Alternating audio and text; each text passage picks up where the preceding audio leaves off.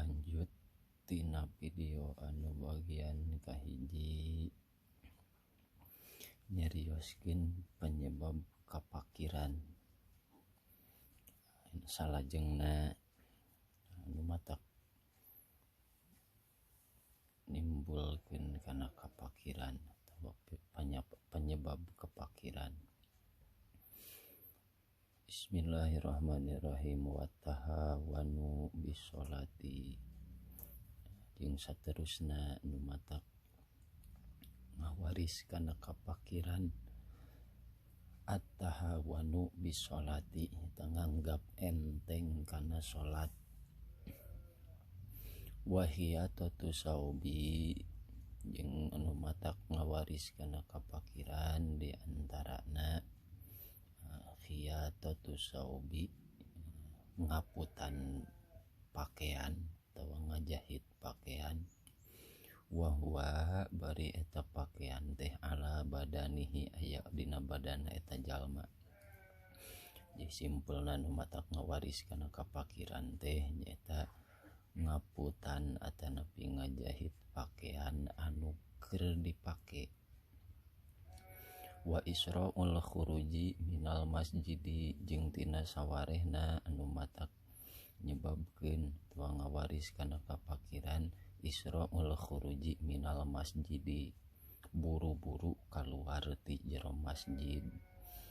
Ieu betah cicing di masjid hayang buru-buru kaluar ti jero masjid matak nimbulkeun ngawaris kana kapakiran. Wa tabkiru bidhihabi ilal aswaqi, jeung nu matak ngawaris kana kapakiran anu saterusna tabkiru isuk-isuk bidhahabi init ilal aswaqi ka pirang-pirang pasar. Isuk-isuk init ka pasar isuk-isuk. Walbat u pirruju'i minha, jeung ngengke atau nyalse pirruju'i dina balik minha ti eta pasar tina aswaq. Isuk mangkat ka pasar isuk-isuk tempo balik talalangke atau nyalse balik ti pasarna tah matak ngawaris kana kapakiran. Watarku guslil awani, jeung saterusna nu matak ngawaris kana kapakiran ninggalkeun ngumbahan wawadahan.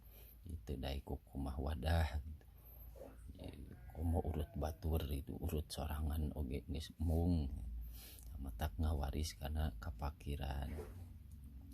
Wasirau kasril khubzi minal fuqara'i as-su'ali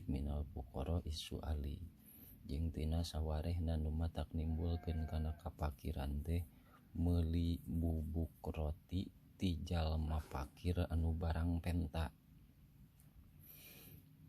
Matak manehanana bebelaan ngajual oge saking ku butuh tah kuduna mah ku urang teh ulah dibeuli keun we sina di dahar ku manehanana urang bari mere kuduna mah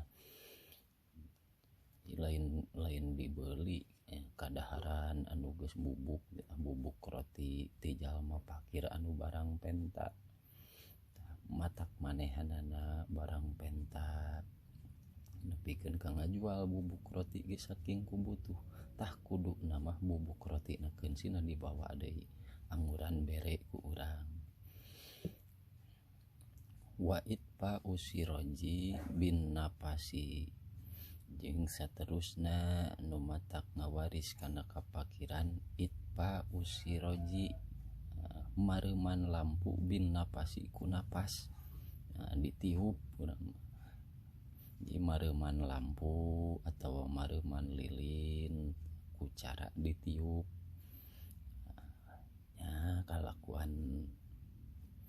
Kalakuan jalma Islam dimana ulang tahun niup lilin matak ngawaris kana kapakiran.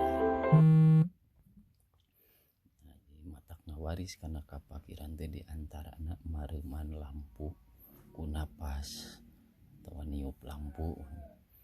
Wal kita batu bil kolamil makudi jeung saterusna anu matak ngawaris kana kapakiran teh kita batu bil kolamil makudi nulis ku pulpen atau nepi pensil anu di talian.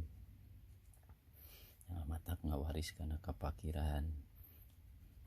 Wal imtisatu bimustin maksurin jeung saterusna nu matak ngawaris kana kapakiran imtisatu nyisiran bimustin ngagunakeun sisir maksurin anu pecah anu ompong. Nyisiran make sisir anu ompong nu geus ruksak nu geus potong. Matak ngawaris kana kapakiran. Watar kuduai lil walidaini jeung saterusna nu matak ngawaris kana kapakiran teh ningalkeun ngaduakeun kanu jadi inung bapa. Itara daek ngaduakeun inung bapa matak ngawaris kana kapakiran. Tak dianjurkeun pan tiap urang ngadoa teh memeh ngadoa nu sejen ngadoa heula kanu jadi inung bapa. Wa ta'ammumu qaidan jeung saterusna nu matak ngawaris kana kapakiran ta'ammumu make sorban qaidan sabari diuk. Make sorban atau ngome sorban bari diuk. Wa tasarwulu qaiman jeung nu matak ngawaris kana kapakiran tasarwulu make calana ko iman bari nangtung. Kuduna mah sabalikna make sorban kudu bari nangtung, make calana kudu bari diuk. Lamun dibalikeun make sorban bari diuk, make calana bari nangtung, matak ngawaris kana kapakiran.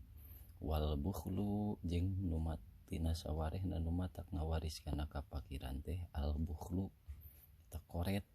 Wahwa rinu dengaranan bukhlu man usaili nyegah ke jalma anu barang penta mimma tina perkara iap dulu anu boga paleleuwih eta jalma. Iap dulu anu paleleuwih ta perkara indahu ti eta jalma.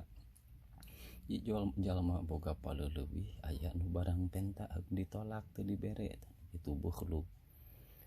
Wa taktiru wa huwa at-tadyiqu pin nafaqati jeung tina sawarehna anu matak ngawaris kana kapakiran at-taktiru terlalu ngirit.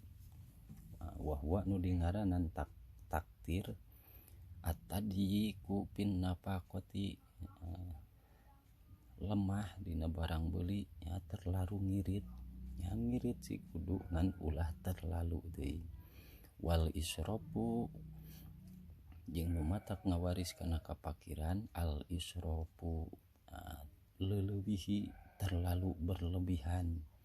Wa huwa rinu dingaranan israf mujawazatu tawasuti ngaliwatan batas tina pertengahan tina sedang. Jadi kudu sedang-sedang ngirit teuing ulah boros teuing ulah. Jangan terlalu ngirit matak ngawaris kana kapakiran, terlalu boros oge sami matak ngawaris kana kapakiran. Zakarohu nyarioskeun kana ieu masalah Syekh Suhaimi wa qala sareng tos ngandika Kangjeng Nabi sallallahu alaihi wasallam khairul umuri awsatuha. Khairul umuri aripang alus-alusna pirang-pirang perkara awsatuha nyata pertengahanana.